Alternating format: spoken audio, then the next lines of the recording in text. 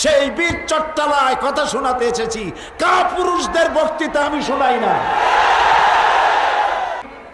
আমি কোনো দুর্বল অসহায় জনগোষ্ঠীকে কোরআন শোনাতে আসি নাই। আমি এসেছি চট্টগ্রাম বীর চট্টলার সেই বীরত্বপূর্ণ বীর মুজাহিদ মুসলমানদেরকে বক্তব্য শোনাতে, যেই জমিনে শুয়ে আছেন শাহ আমানত, যেখানে শুয়ে আছে বাইতুল শরফের পীর, যেখানে শুয়ে আছে আল্লাহর অসংখ্য আলেম, যেখানে শুয়ে আছেন হযরত আব্দুল আহাদ আল মাদানী আওলাদে রাসূল, যেই জমিন থেকে ঘোষিত হয়েছিল অত্যাচার এবং স্বৈরাচারের বিরুদ্ধে, কালুর ঘাটে দাঁড়িয়ে শহীদ প্রেসিডেন্ট স্বাধীনতার ঘোষণা দিয়েছেন, সেই বীর চট্টলায় কথা শোনাতে এসেছি। কাপুরুষদের বক্তৃতা আমি শোনাই না।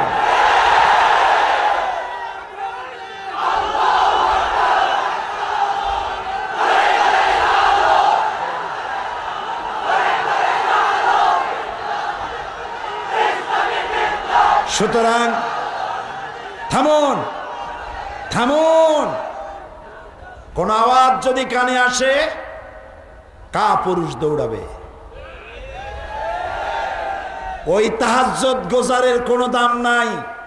সাইকেলের টায়ার বাস্ট হলে পরে হার্ট ফেল করে। ওই তাহাজ্জুদ গোজারের দাম নাই।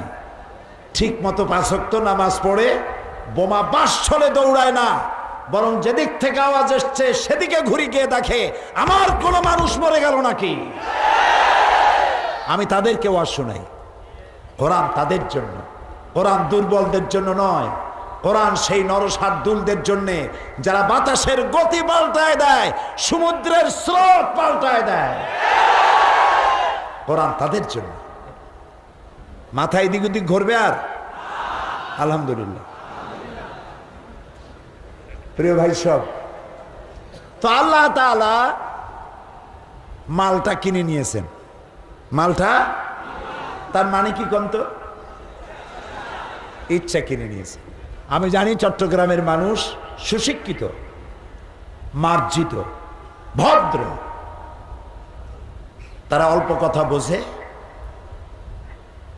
স্মৃতি শক্তি প্রখর। আলহামদুলিল্লাহ। তাহলে মালটা হচ্ছে আল্লাহর, খরচ করতে হবে আল্লাহর রাস্তায়।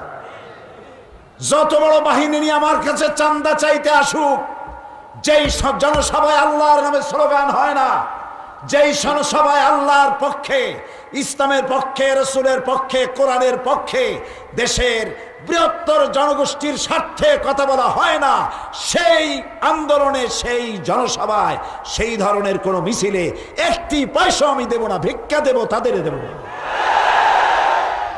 এটা